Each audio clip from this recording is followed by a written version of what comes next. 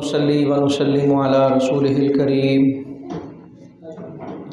أما بعد فأعوذ بالله من الشيطان الرجيم بسم الله الرحمن الرحيم سبحان الذي أسرى بعبده ليلا من المسجد الحرام إلى المسجد الأقصى الذي باركنا حوله لنريه من آياتنا إنه هو السميع البصير صدق الله العظيم وبلغنا رسوله النبي الكريم ونحن على ذلك لمن الشاهدين والشاكرين والحمد لله رب العالمين إن الله وملائكته يصلون على النبي يا أيها الذين آمنوا صلوا عليه وسلموا تسليما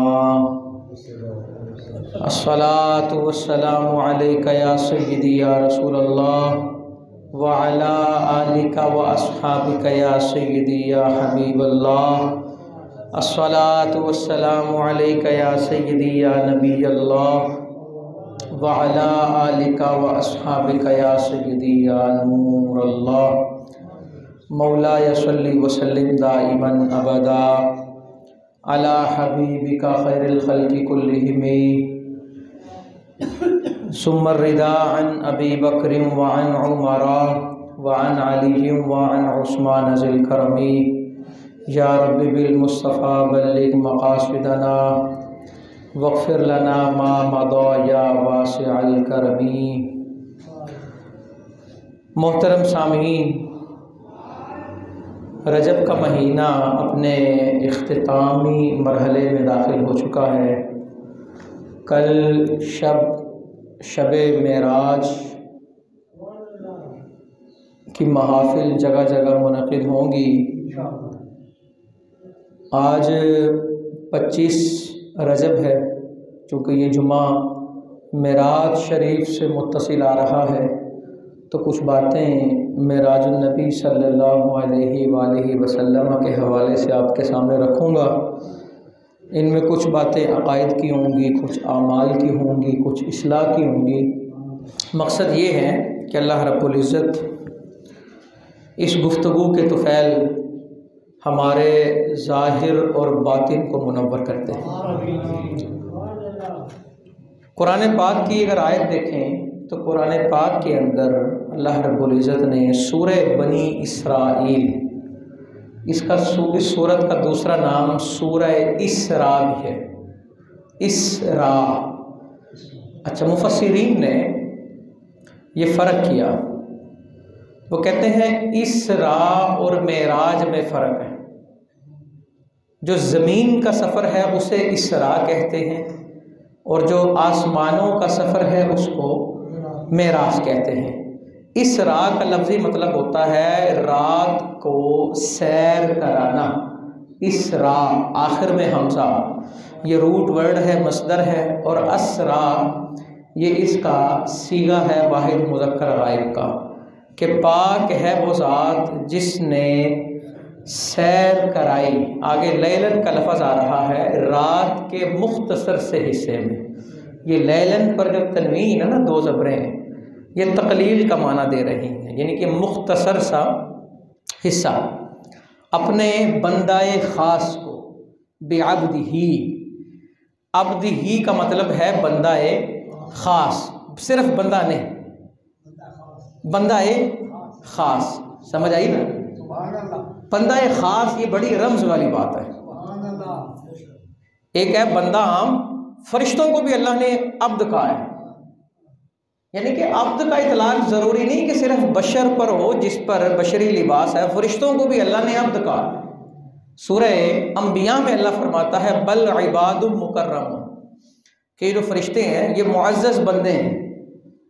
تو لہذا عبد سے اس طرح کی ابحاث نکالنا یہ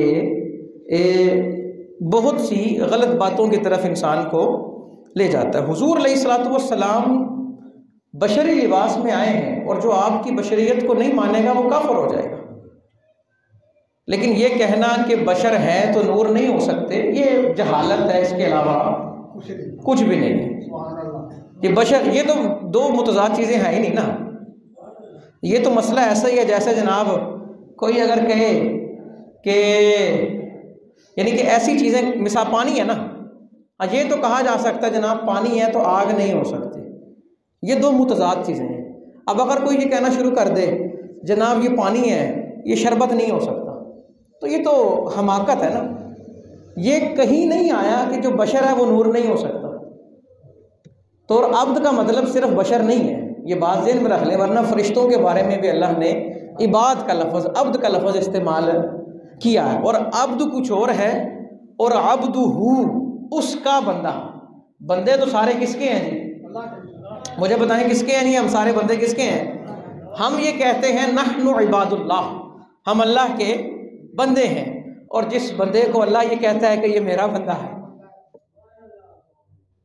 تو یہ جو اضافت ہے نا، اضافت یہ معنی خاص کر دیتی ہے، سمجھ آئی نا؟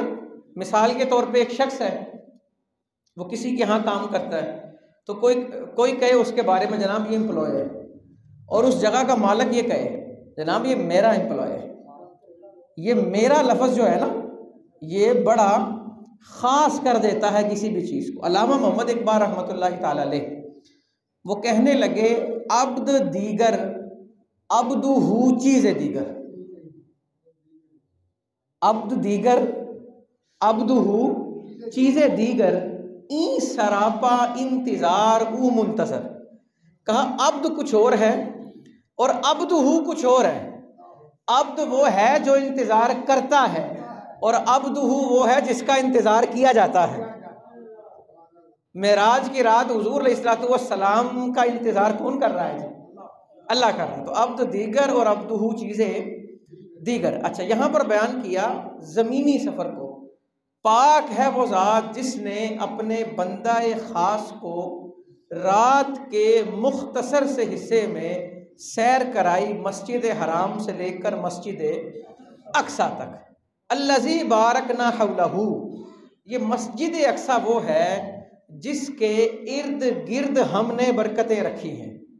یہ نہیں کہا کہ مسجد اقصی میں برکتیں ہیں، کیا کہا؟ مسجد اقصی کے ارد گرد برکتیں ہیں۔ اچھا، اب مسجد اقصی کے ارد گرد ہے کیا؟ اب تفسیریں پڑھیں۔ یہ انبیاء کے مزارات ہیں، نبیوں کے مزارات ہیں، یعنی کہ اللہ کے بندوں کے جو مزارات ہیں وہ جگہیں باعث برکت ہوا کرتی ہیں، وہ جگہیں باعث برکت ہوا کرتے ہیں۔ اور اگر مزارات پہ جانا ممنوع ہوتا تو معراج کی شب حضور علیہ الصلوۃ والسلام حضرت موسیٰ علیہ السلام کی قبر پہ کیوں گئے تھے؟ تو یہ باتیں، یہ سارے اشارے اس بات کے ہیں کہ ہم وہ چیزیں جو بالکل کلیئر ہیں، جن پہ بحث ہے ہی نہیں، ہم نے خام خواہ ان چیزوں کو ان پہ بحث کرتے ہوئے نا عجیب عجیب قسم کی باتیں شروع کر دی ہیں، نعوذ باللہ۔ وہ نبی جن کی شان وراء الورا، جن کی شان، وہ بڑا خوبصورت کسی نے کہا نا، بعد از خدا بزرگ تو ہی قصہ مختصر، کہ المختصر یہ ہے کہ رب کے بعد سب سے اونچی شان جو ہے وہ حضور علیہ الصلوۃ والسلام کی ہے۔ اتنی اونچی شان والوں کا نام بیان کر کے اور انسان نقص ڈھونڈے، عیب نکالے، اور وہ یہ بحث کرے کہ اس کا پتہ اس کا نہیں پتہ، تو وہ یہ کرے وہ بدبخت ہے، یہ اس کی بدبختی ہے، اس کے علاوہ کچھ نہیں ہے۔ اچھا، مسجد حرام سے سفر کرایا کہاں تک جی؟ مسجد اقصی تک، اور مسجد اقصی کے ارد گرد کیا ہیں جی؟ برکتیں ہیں۔ اچھا، لِنُرِیَہُ مِنْ آیاتِنَا، اللہ فرما رہا ہے ہم نے یہ سفر اس لیے کرایا تاکہ ہم انہیں اپنی نشانیاں دکھائیں، اپنی نشانیاں دکھائیں۔ اب مزارات کو اللہ کیا کہہ رہا ہے جی؟ اپنی نشانی ہے، اور مسجد اقصی بھی اللہ کی نشانی، اور مسجد اقصی میں نبیوں کا جو اجتماع ہوا یہ بھی اللہ کی نشانی۔ دیکھیے نا اللہ رب العزت کی یہ شان، یہ کمال کہ وہ سارے سلطنتوں والے، وہ سارے نبی جن کی حکومتیں رہی ہیں، اگر کسی کو دنیا کی حکومت نہیں بھی ملی تو دلوں پر تو حکومت کرتے رہے نا سب، وہ سب اونچی شان والے اور سب اونچے مقام اور مرتبے والے مسجد اقصی میں موجود ہیں، اور وہاں کیا اللہ رب العزت بتا رہا ہے؟ سید اعلیٰ حضرت رحمۃ اللہ تعالی علیہ نے کہا کہ نماز اقصی میں تھا یہی سر، آیا ہو مانا اول آخر، کہ دست بستہ ہے پیچھے حاضر جو سلطنت آگے کر گئے تھے، کہ وہاں بتایا ہی جا رہا ہے کہ اول اور آخر کا معنی کیا ہے۔ حضور آخر میں آ کر بھی اول ہیں، اور جو پہلے آئے ہیں وہ پہلے آ کر بھی آخر میں، یعنی کہ وہاں پر نبیوں کی امامت کرائی جا رہی ہے اور بتایا یہ جا رہا ہے کہ یہ وہ نبی ہیں۔ اب یہاں پہ پیغام ان لوگوں کو ہے جو دیگر نبیوں پہ ایمان رکھتے ہیں یا اس وقت رکھتے تھے، کہ دیکھیں آپ کے نبی بھی ان کی اقتداء میں کھڑے ہیں۔ تو اب اگر اچھا، ایک اور حدیث کا مفہوم ہے، حضور علیہ الصلوۃ والسلام نے فرمایا کہ وہ چند لوگ جنہیں اللہ ڈبل اجر دے گا، ان میں سے ایک وہ اہل کتاب ہے جو ہے اہل کتاب، لیکن جب اس تک میرا دین پہنچا، میرا پیغام پہنچا تو وہ مجھ پر ایمان لے آیا، اسے ڈبل اجر ملے گا، کیونکہ پہلے بھی اس نے کتاب پر ایمان رکھا اور بعد میں بھی اس نے کتاب پر ایمان رکھا۔ اور ایک موقع پر حضور علیہ الصلوۃ والسلام نے حضرت سیدنا موسیٰ علیہ السلام کو فرمایا، حضرت عمر رضی اللہ تعالیٰ عنہ کو فرمایا حضور علیہ الصلوۃ والسلام نے، اے عمر، کیونکہ حضرت عمر نے نا اس وقت تورات کے نسخے اٹھائے ہوئے تھے، حضور فرمانے لگے، اے عمر، آج اگر حضرت موسیٰ بھی ہوتے نا تو ان کے پاس ایک ہی آپشن تھا، وہ تھی میری اتباع۔ ان کی کتاب منسوخ، ان کی نبوت منسوخ، ان کی رسالت منسوخ۔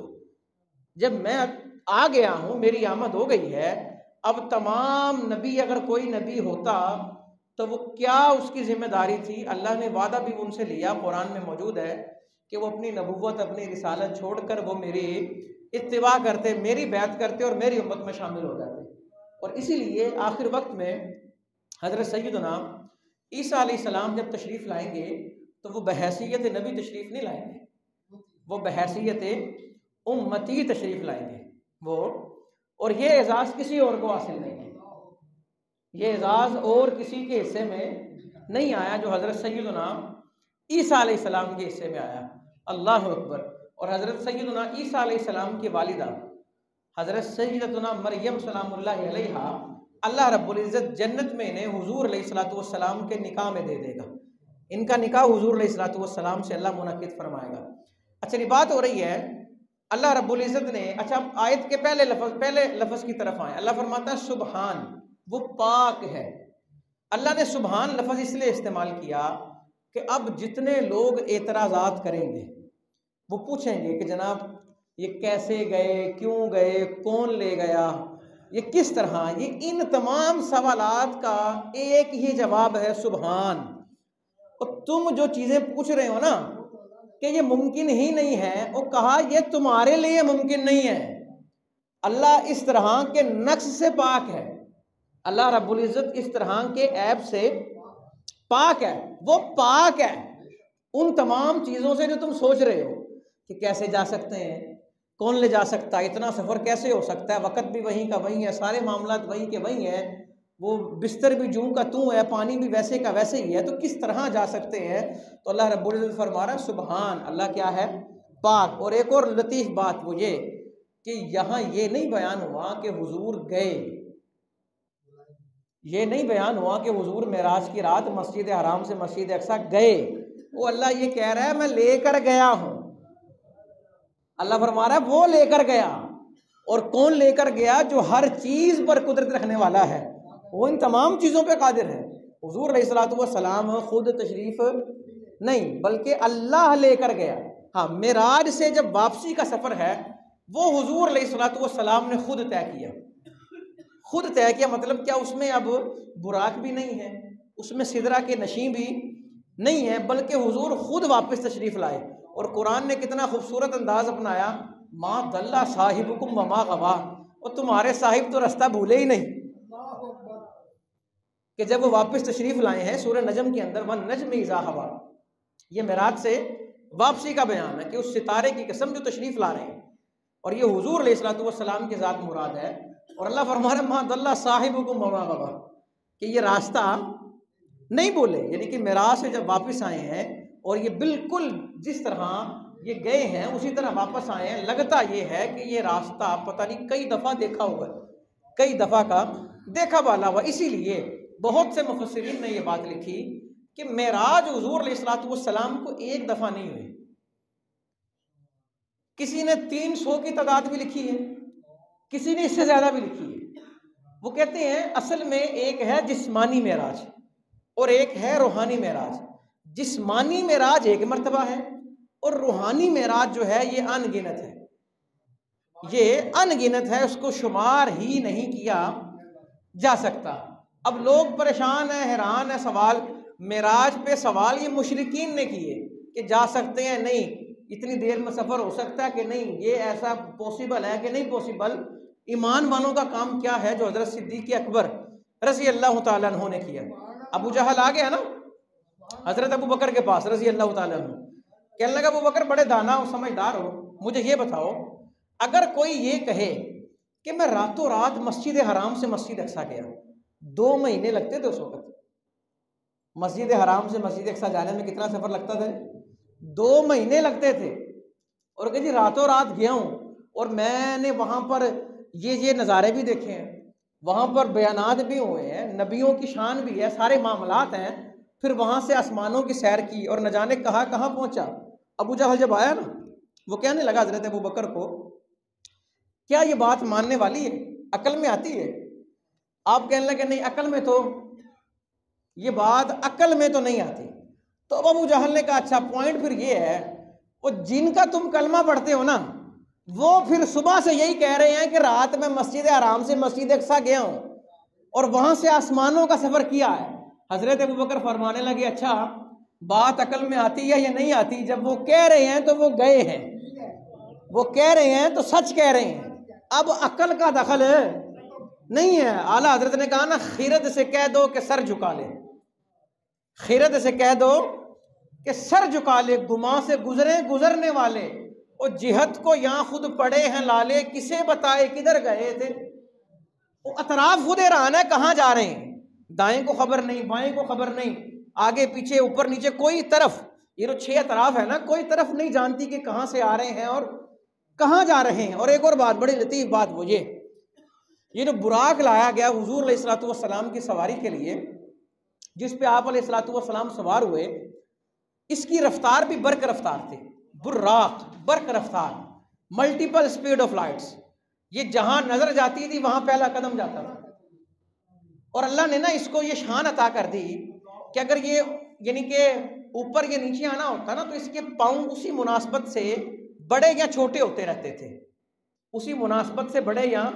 آپ سمجھ لیں کہ اللہ رب العزت نے کو جنت کے نا خاص قسم کے انہیں شاخ عطا کر دی، کو خاص، وہ جس کی مثلی صرف سمجھانے کے لیے شاخ کہہ رہا ہوں، ورنہ وہ تو بے مثل چیز ہے کہ وہ اس کے اندر آٹو ایڈجسٹمنٹ آ گئی تاکہ حضور علیہ الصلوۃ والسلام جب اس کی پشت پہ سوار ہوں تو آپ کو کسی قسم کا کوئی ایسی تکلیف کا سامنا نہ کرنا پڑے جو کسی بھی سوار کو کرنا پڑتا ہے. اور دیکھیں نا اچھا نظر جہاں نظر جاتی ہے وہاں پہلا قدم جاتا ہے. اچھا یہ رفتار کس کی ہے جی؟ کس کی رفتار ہے جی؟ براق کی. تو صاحب براق کی رفتار کا عالم کیا ہوگا؟ یہ براق کی رفتار ہے، جہاں نظر جا رہی ہے وہاں پہلا قدم جا رہا ہے. چلیں ایک اور چیز اب دیکھیں نا، حضور علیہ الصلوۃ والسلام مسجد اقصیٰ میں جب پہنچے وہاں سارے نبی موجود ہیں. مسجد اقصیٰ جانے سے پہلے حضرت موسیٰ علیہ السلام اپنی قبر میں تشریف فرما ہے. اچھا مسجد اقصیٰ سے جب نکلے تو حضرت موسیٰ آسمانوں میں بھی تشریف فرما ہے. تو کئی سوال پوچھتے ہیں ابھی یہ کیا بات ہوئی کہ جن کی شان اتنی ہے وہ پیچھے پیچھے ہیں اور حضرت موسیٰ آگے آگے ہیں. اور بات یہ ہے حضرت موسیٰ جا رہے ہیں اپنی رفتار سے اور حضور جا رہے ہیں براق کی رفتار سے. براق کی رفتار جتنی بھی ہے لیکن نبی کی رفتار کے برابر نہیں ہو سکتی. اور سمجھ آئین. اور دیکھیں حضرت موسیٰ علیہ السلام پہلے گئے ہیں آگے. اور ایک اور چیز، اللہ اکبر، حضور علیہ الصلوۃ والسلام اتنی تیز سفر کر، اتنا تیز جا رہے ہیں، اتنا تیز جا رہے ہیں، اللہ رب العزت اس کو کہہ رہا ہے سیر. کیا کہہ رہا ہے؟ سیر. سیر میں ڈرائیونگ سلو ہوتی ہے اور سفر میں فاسٹ ہوتی ہے. وہ ابھی سیر ہے تو رفتار کا ہی عالم ہے، اور سفر جب ہوگا تو رفتار کا عالم کیا ہوگا.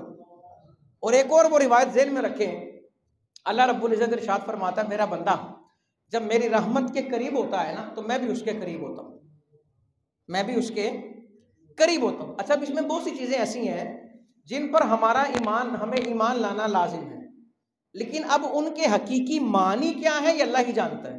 مثال کے طور پہ قرآن میں آیا اللہ کا ہاتھ، اب اللہ تو ہاتھ سے پاک ہے، لیکن اب اس کا معنی کیا ہے وہ اللہ جانتا ہے۔ وجہ اللہ، اللہ کا چہرہ قرآن میں آیا، حالانکہ اللہ کا چہرہ نہیں ہے، یہ چہرہ جسم کا خاصہ ہے، رب کا جسم نہیں ہے، تو اللہ رب العزت ان چیزوں سے پاک ہے۔ تو یہ ان کو ہم کہتے ہیں متشابہات، کہ ان پر ایمان لانا ہمیں ضروری ہے، ہمارا ایمان ان پر لانا بڑا ضروری ہے۔ جس طرح کہ استوا، اب استوا کا مطلب ہوتا ہے چوکڑی مار کے بیٹھنا، تو قرآن میں اللہ نے عرش پر استوا فرمایا، تو محبین نے ترجمہ کیا کہ اللہ نے عرش پر غلبہ فرمایا۔ استوا کا مطلب کیا کیا جی؟ غلبہ کیا، چونکڑی مارنا نہیں کیا، کیونکہ اگر چونکڑی ماریں گے تو جسم کا خاصہ ہے نا، تو یہ انسان کا خاصہ ہے اور یہ فانی ہونے کی دلیل ہے۔ اور عرش پہ اگر یہ بیٹھنا مراد لیا جائے فزیکلی تو یہ بھی اللہ کی شان کے خلاف ہے، کیونکہ اللہ وہ ہے جو مکان سے پاک ہے، وہ جگہ سے پاک ہے۔ اعلیٰ حضرت نے بات ختم نہیں کر دی یہ کہہ کے، وہی لا مکان کے مقیم ہوئے، سر عرش تخت نشیں ہوئے، وہ نبی ہیں جن کے ہیں یہ مکان، وہ خدا ہے جس کا مکان نہیں۔ اللہ کا مکان نہیں ہے، اللہ مکان سے پاک ہے۔ اچھا، امام مالک رحمۃ اللہ تعالیٰ بہت پیچھے چلے گئے، ہو سکتا ہے آج کی بات کسی کو سمجھ نہ آئے، تو امام مالک رحمۃ اللہ تعالیٰ ان سے پوچھا کسی نے استوا کا مطلب سمجھائے، تو اب کہنے لگے الاستواء معلوم وکیفیتہ مجہول والاعتقاد بہ واجب والسؤال عنہ بدعۃ۔ وہ کہتے ہیں استوا کا مطلب پتہ ہے ہمیں، لیکن اللہ کے استوا کا معنی مجہول ہے، وہ ہم نہیں جانتے کیا ہے۔ اب اس بات کا عقیدہ رکھنا کہ اللہ نے استوا فرمایا ہے یہ واجب ہے، کیسے فرمایا یہ سوال پوچھنا ہی بدعت ہے۔ تو کچھ چیزیں ایسی ہیں کہ ہمارا کام ہے کہ ہم ان پر ایمان لائیں۔ اور بڑا خوبصورت جملہ جو ہمارے بزرگوں سے چلا آ رہا ہے، ہم کہتے ہیں اللہ کی جو شایان شان ہے، اللہ کی جو شایان، قرآن میں جہاں آیا مثال کے طور پہ اللہ کا ہاتھ، تو ساتھ ہم لکھتے ہیں جو اس کی شایان شان ہے، جو اس کی، کہیں حدیثوں میں رب کے پاؤں کا بھی ذکر ہے، مطلب کیا؟ جو اس کی شایان شان ہے، رب کا قریب ہونا۔ اب جو اس کی شایان شان ہے، اب اس کا مطلب یہ نہیں کہ وہ فزیکلی وہ یا کوئی جسم ہے جو قریب ہو رہا ہے، یا نعوذ باللہ کو پاؤں ہیں جو قریب، حدیث میں آگا اللہ دوڑ کر آ رہا ہے، تو اس کا مطلب یہ نہیں وہ پیروں سے دوڑنا، یہ صرف ہمیں سمجھانے کے لیے کہا جا رہا ہے، ورنہ اللہ رب العزت ان چیزوں سے پاک ہے، جسم سے پاک ہے، وہ جگہ سے پاک ہے، اس کی طرف اشارہ نہیں ہو سکتا، وہ کہیں پہ بیٹھا ہوا نہیں، وہ کہیں پہ کھڑا ہوا نہیں، نعوذ باللہ، یہ چیزیں اس کی شان سے ہٹ کے ہیں۔ اللہ رب العزت ان تمام چیزوں سے پاک ہے۔ اب اس طرح کی باتوں میں ہمارا نظریہ یہ ہونا چاہیے کہ ہمارا اس پر عقیدہ ہے، لیکن اس کا معنی کیا ہے؟ جو اس کی شایان شان۔ اب روایت سنیں، اللہ رب العزت کی حدیث قدسی ہے، حضور علیہ الصلوۃ والسلام فرماتے ہیں، رب کہتا ہے جب بندہ میرے قریب ہوتا ہے نا تو میں بھی اس کے قریب ہوتا ہوں، وہ ایک بالشت قریب ہوتا ہے تو میں ایک ہاتھ قریب ہوتا ہوں، وہ ایک ہاتھ قریب ہوتا ہے تو میں ایک بازو قریب ہوتا ہوں، وہ چل کر آتا ہے تو میں دوڑ کے جاتا ہوں،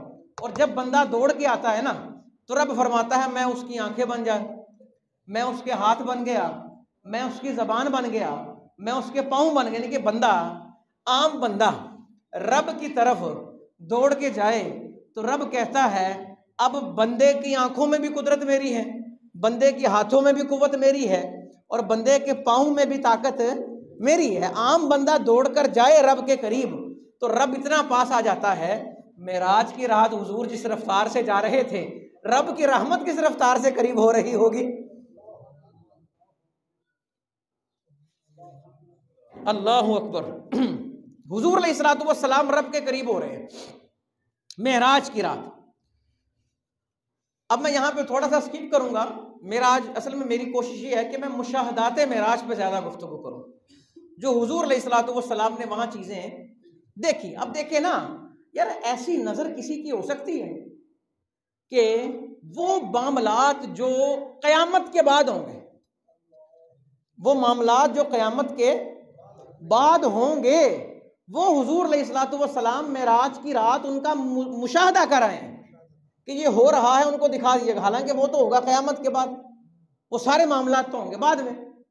تو لہٰذا ہمیں ان چیزوں کو سمجھنا ہے اور ان پر ہمیں عمل پیرا ہونے کی ضرورت ہے کہ یہ جو مشاہدات کیے ہیں نا، حضور علیہ الصلوۃ والسلام نے دیکھیں آپ کا دیکھا میرا دیکھا زیادہ امکان ہے کہ وہ غلط ہو. آنکھوں سے دیکھا بھی ہے نا تو ہو سکتا ہے میں صحیح ادراک نہ کر پایا. میں نے سمجھا ہو کہ یہ چوری کر رہا ہے، ہو سکتا ہے اس کا اپنا سامان ہو. آنکھوں دیکھا بھی آپ کا اور میرا غلط ہو سکتا ہے، لیکن حضور علیہ الصلوۃ والسلام کا مشاہدہ غلط نہیں ہو سکتا. دیکھنے میں اور مشاہدے میں بڑا فرق ہے. حضور علیہ الصلوۃ والسلام کا مشاہدہ غلط نہیں. اللہ اکبر. ہمیں اپنے مشاہدوں پر بڑا مان کرتے ہیں نا، اور بڑے فخر سے کہتے ہیں جی میں اکھی دیکھے ہے. حضرت عیسیٰ علیہ السلام کی بات سنیں، نبی ہیں، رسول ہیں، اور کیا کمال والے رسول ہیں اور کیا شان والے رسول ہیں. یار امیجن کریں، مٹی کا پرندہ بنا کر پھونک مارتے ہیں تو رب روح ڈال دیتا ہے اس میں، رب اس میں روح ڈال دیتا ہے. حالانکہ دیکھیں نا کتنے پروسیس ہیں.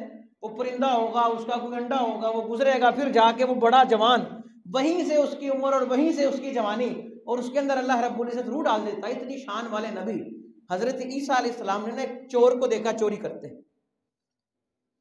جب حضرت عیسیٰ علیہ السلام نے اسے کہا نا تم نے چوری کیوں کی ہے، وہ کہنے لگا نہیں میں نے نہیں کی چوری. تو حضرت عیسیٰ علیہ السلام توبہ کرنے لگے، اے اللہ مجھے معاف فرما، میں نے ایک بندے پہ چوری کا الزام لگا دیا. حالانکہ نبی کا دیکھا تو غلط ہی نہیں ہو سکتا، نبی کا دیکھا تو. اور ہم جناب اپنے دیکھے پر اتنا اعتبار کر لیتے ہیں بھی میں کو انا ہوں. ہم اس طرح کی باتیں کرتے ہیں نا کہ مجھے نظر نہیں آتا. اور یار سب کچھ ہوتا ہے، نظر بھی آتا ہے، پھر بھی میرے ادراک کا ٹھیک ہونا اس کا ذرا سا چانس ہے. زیادہ چانس ہے کہ میں غلط ہوں، زیادہ چانس غلط ہونے کے ہیں. لیکن وہ نبی جن کے ہاں یہ خطا کا احتمال ہی نہیں، جو معصوم ہیں اور امام المعصومین ہیں، خاتم المعصومین ہیں، کہ جو آخری معصوم ہیں اور جو معصوموں کے امام ہیں، جہاں خطا کا احتمال ہی نہیں، وہ کہہ رہے ہیں میں نے ان چیزوں کا مشاہدہ کیا. اور آ کر بتانے کا مقصد کیا ہے؟ آ کر بتانے کا مقصد یہ ہے کہ تم یہ کام نہ کرنا جو جہنم میں جانے کے سبب بنیں گے، اور تم وہ کام کرو جو جنت میں جانے کا سبب بنے گے. معراج سے واپس تشریف لائے نا، اللہ اکبر. حضور علیہ الصلوۃ والسلام نے کہا حضرت بلال کو آواز دی. بلال کہاں ہے؟ نظر نہیں آ رہے. کس کو بلایا جی؟ اب دیکھیں نا کوئی بندہ سفر پہ گیا ہو، سفر سے واپس آ کے اسی کو بلائے گا نا جو بڑا پیارا ہو. اور یار سفر بھی ایسا سفر کہ جیسا سفر ہی کوئی نہیں، اور وہاں سے واپس آئے اور کس کا پوچھا؟ حضرت بلال کا. حضرت بلال حاضر ہوئے، حضور لبیک. اور بلال یہ بتاؤ کرتے کیا ہو؟ حضور ہوا کیا؟ اور میں تمہارے پیروں کی آواز جنت میں سن کے آ رہا ہوں. ابھی حضرت بلال تو جنت میں گئے ہی نہیں، ابھی تو یہ فوت ہونا ہے، پھر قبر کی زندگی ہے، پھر حشر ہے، پھر اس کے بعد جا کے جنت کا داخلہ ہے. حضور فرما رہے ہیں میں تمہارے قدموں کی آہٹ وہاں سنتا ہوں. اے بلال کیا کرتے ہو؟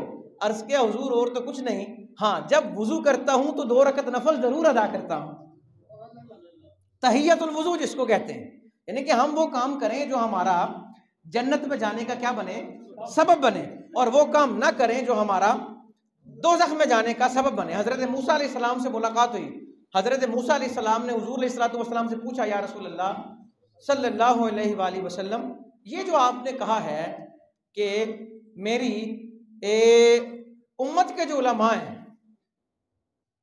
یہ نبیوں کے وارث ہیں، یہاں یہ بنی اسرائیل کے نبیوں کی شان والے ہیں. حالانکہ نبی کے برابر کوئی نہیں ہو سکتا، یہ بات ذہن میں رکھیں.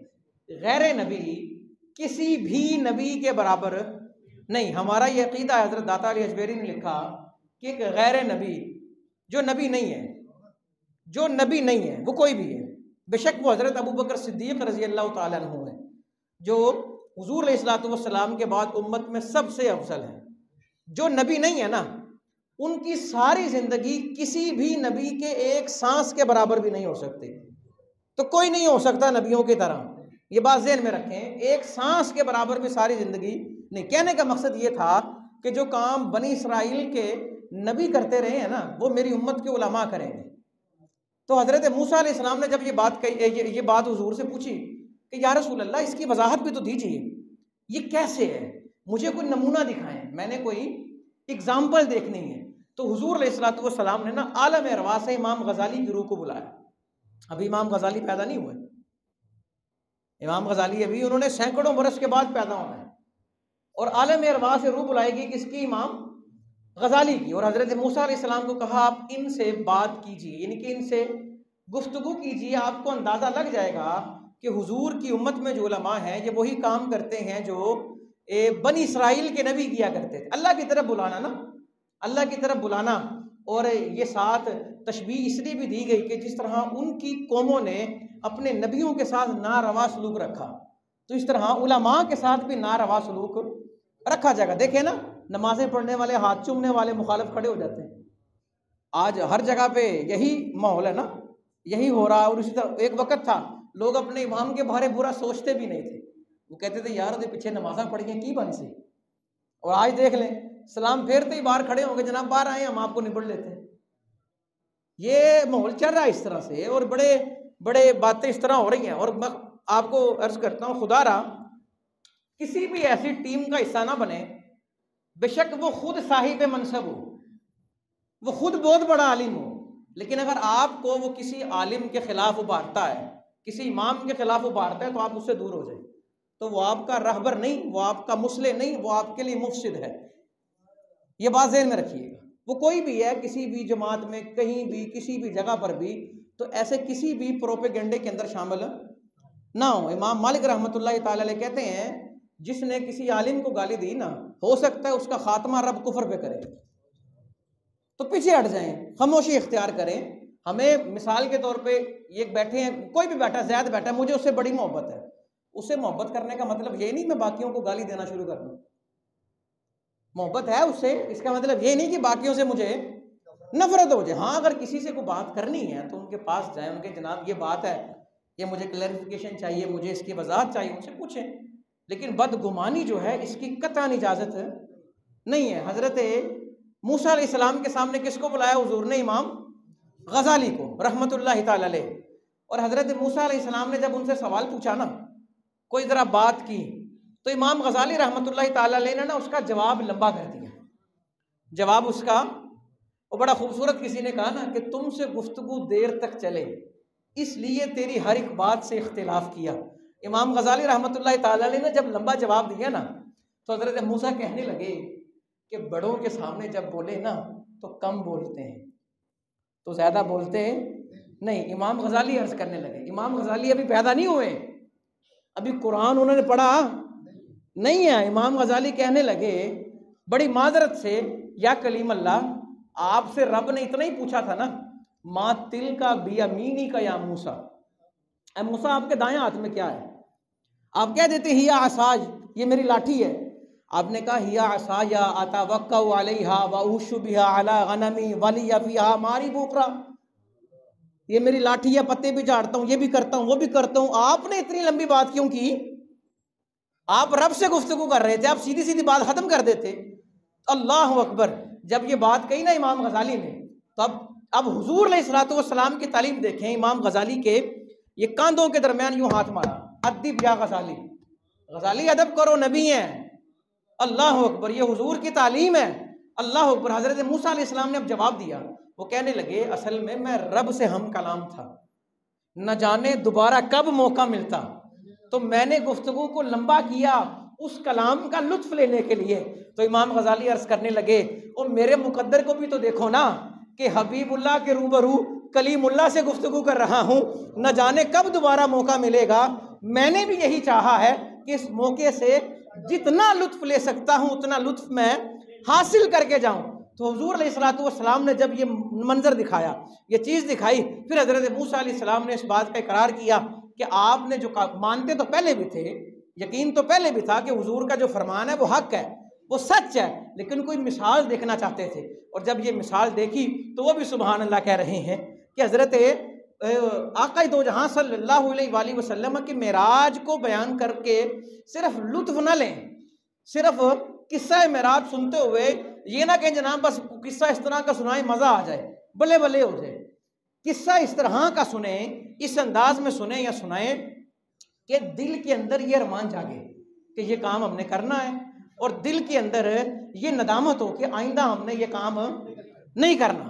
اللہ اکبر! اب دیکھیں نا، معراج النبی کا وقت آ جائے، معراج النبی کا مہینہ آ جائے، معراج النبی کی رات آ جائے، اور اس رات کو ہم سب بیٹھے ہوں، ختم بھی دلائیں، نیاز بھی دلائیں، سب کچھ کریں، لیکن ہم اپنے آپ کو اسی بات پر آمادہ کرنے کے لیے تیار نہیں ہیں کہ یہ نماز کا تحفہ معراج میں دیا گیا ہے، ہم اس بات کو تسلیم کرنے کے لیے تیار نہیں ہیں۔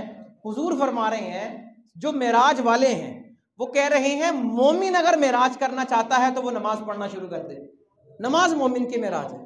تو دیکھیں نا، اس کا مطلب یہ ہے کہ ہم نے اتنی معراجیں گزار دی ہیں، یہ محفلیں کرائی ہیں کہ نہیں کرائی، لنگر دیا ہے کہ نہیں، صلاۃ التسبیح پڑھی ہے کہ نہیں، یہ سوال نہیں ہوگا۔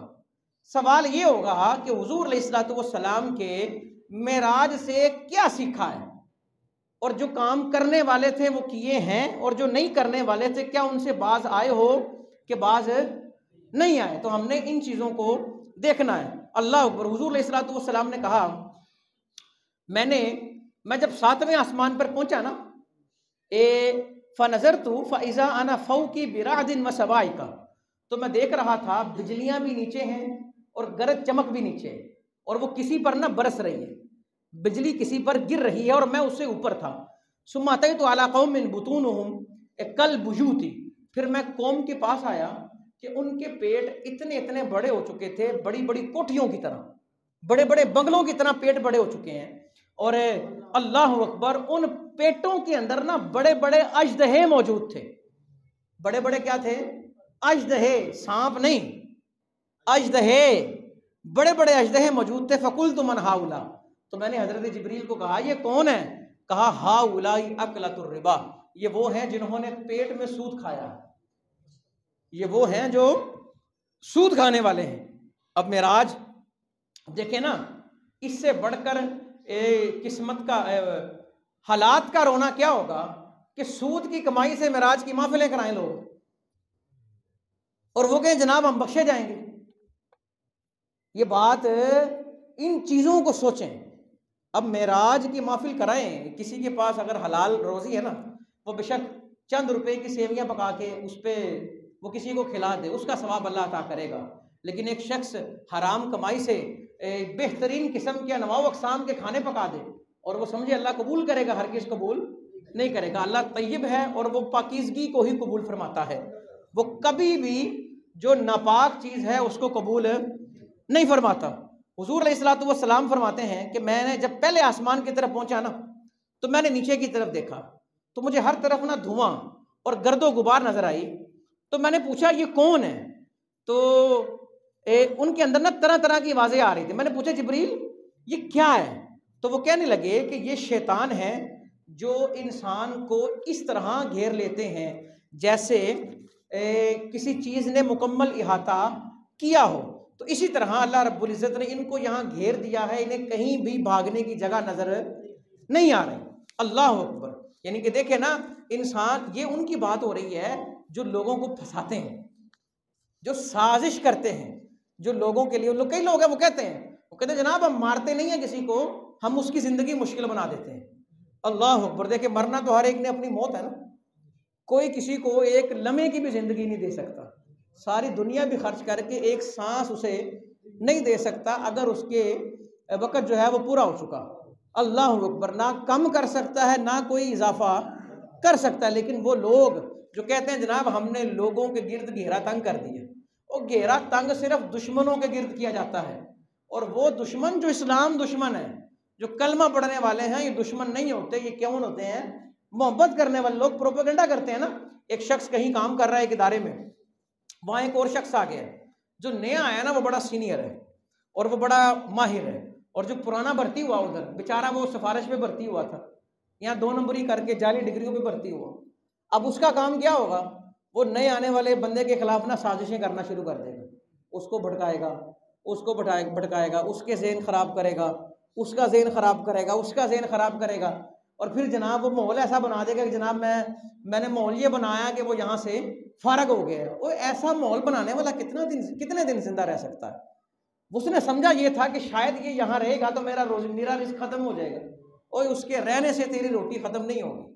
جب جس کا جہاں دانا پانی ختم ہے نا، کوئی وہاں پر اضافہ نہیں کر سکتا، اور جس کا لکھا ہے کوئی آ کر وہاں کم نہیں کر سکتا۔ حضور علیہ الصلوۃ والسلام نے فرمایا ساری مخلوق، ساری، صرف انسان نہیں، مسلمان نہیں، ساری مخلوق آسمان کی، زمین کی، سمندر کی، زمین کی تہوں کی ساری مخلوق مل کر ایک بندے کو ذلیل کرنا چاہیں، اور یہ بندہ وہ ہے جسے اللہ عزت دے رہا ہے، تو حضور نے فرمایا ساری مخلوق ایک طرف، وہ سب مل کر بھی اسے ذلیل نہیں کر سکتے، ہر گزرتے دن کے ساتھ اس کا مرتبہ بڑھتا جائے گا۔ ہاں، اور اللہ جسے ذلیل کر دے تو سب لوگ مل کر بھی اسے عزت نہیں دے سکتے۔ اللہ اکبر، یہ بات سمجھے۔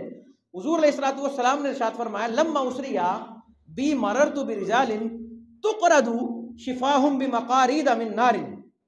اللہ اکبر، آپ نے فرمایا میں معراج کی رات ایسے مردوں کے پاس گزرا جو آگ کی کینچیوں سے اپنے ہونٹ کاٹ رہے تھے۔ کس کی کینچیوں سے؟ آگ کی کینچیوں سے اپنے ہونٹ کاٹ رہے تھے۔ یہ مسند امام احمد بن حنبل میں روایت درج ہے۔ تو کہتے ہیں فقلت من ہؤلاء یا جبریل، میں نے کہا جبریل یہ کون ہے؟ عرض کیا، قال ہؤلاء خطباء من امتک یأمرون الناس بالبر وینسون انفسهم وهم یتلون الکتاب افلا یعقلون۔ یا رسول اللہ، یہ آپ کی امت کے وہ خطیب ہیں جو لوگوں کو تو اچھائی کا حکم دیتے تھے لیکن خود عمل نہیں کرتے تھے۔ یہ وہ لوگ ہیں، وہ رہبر ہیں، وہ ائمہ، وہ سربراہ، وہ مدرس، وہ استاذ، وہ بڑے کہ جو لوگوں کو تو بتاتے ہیں کہ یوں زندگی گزارنی ہے لیکن خود اس طرح زندگی بسر، جو ممبر پہ بیٹھ کے کہے جناب جاسوسی بری بات ہے، غیبت بری بات ہے، فتنہ بری بات ہے، اور وہ ممبر سے اترتے ہی جاسوسی بھی کرے، غیبت بھی کرے، فتنہ بھی کرے، فساد بھی کرے، یہ ہے اس کا مصداق۔ حضور علیہ الصلوۃ والسلام نے فرمایا ایسا شخص جہنم میں جہنم کی کینچی سے اپنے ہونٹ کاٹ رہا ہوگا۔ وَهُمْ يَتْلُونَ الْكِتَابَ فَلَا يَعْقِلُونَ۔ حالانکہ کوئی اور شخص ہو نا، اسے تو بتانا پڑے گا نا قرآن میں کیا لکھا ہے، ان کو تو پتہ ہے قرآن میں کیا لکھا ہے۔ افلا یعقلون، کیا ان کو عقل نہیں ہے؟ کیا ان کو عقل ہے؟ یعنی کہ انسان وہ بات کہے تو اس پر خود بھی عمل کرے، جب تک وہ خود عمل نہیں کرے گا نا آگے اس کی لفظوں کے اندر تاثیر نہیں۔ اللہ رب العزت نے قرآن میں ارشاد فرمایا کبر مقتا عند اللہ ان تقولوا ما لا تفعلون۔ گناہ کبیرہ یہ ہے اللہ کے ہاں کہ تم وہ کہو جو کرتے نہیں، یعنی کہ جو عمل ہے انسان کا، جو کردار ہے اس کی تبلیغ، یعنی کہ ایک تبلیغ ہے زبان کی اور ایک تبلیغ ہے کردار کی۔ اگر انسان زبان والی تبلیغ کو مؤثر بنانا چاہتا ہے تو اسے چاہیے کہ اپنے کردار کو وہ کیا کرے، اپنے کردار سے وہ تبلیغ کرے۔ اللہ اکبر۔ حضور علیہ الصلوۃ والسلام نے فرمایا رأیت رجالا لهم مشافر، ایک کا مشافر الابل، میں نے کچھ لوگ دیکھے ان کے ہونٹ ایسے ہیں جیسے اونٹوں کے ہونٹ ہوتے ہیں۔ اللہ اکبر۔ قطع من نار کالافہار، اور یقذفونها فی افواہہم، اللہ اکبر، ان کے ہاتھوں میں بڑے بڑے آگ کے گولے ہیں، وہ ان کو منہ سے ڈالتے ہیں، ان ہاتھوں میں بڑے بڑے آگ کے گولے ہیں، وہ آگ کے گولے منہ سے ڈالتے ہیں اور وہ گولے ان کے پیچھے سے نکلتے جاتے ہیں۔ اللہ اکبر۔ اور میں نے پوچھا جبریل یہ کون ہے؟ یہ جو آگ کا گولا منہ میں ڈالتے ہیں اور ان کے پیچھے سے جہاں سے نجاست کا خروج ہوتا ہے وہاں سے وہ نکلتا ہے، اے جبریل یہ کون ہے؟ عرض کیا یہ وہ ہیں جو یتیموں کا مال کھانے والے ہیں، جو کسی کا مال کھانے والے ہیں۔ آج ہم دیکھیں، ہم دو نمبری کر کے سمجھتے ہیں جی ہم نے بڑا مارکا مار لیا، ہم سے سیانا ہے ہی کوئی نہیں دنیا میں۔ اللہ اکبر۔ یہ آج ہم دھوکہ دے رہے ہیں نا لوگوں کو، یہ ہم کسی کو دھوکہ، اللہ کو تو دے ہی نہیں سکتے نا، یہ صرف اپنے آپ کو دھوکہ دے رہے ہیں اور کسی اور کو یہ دھوکہ نہیں ہے۔ اللہ اکبر۔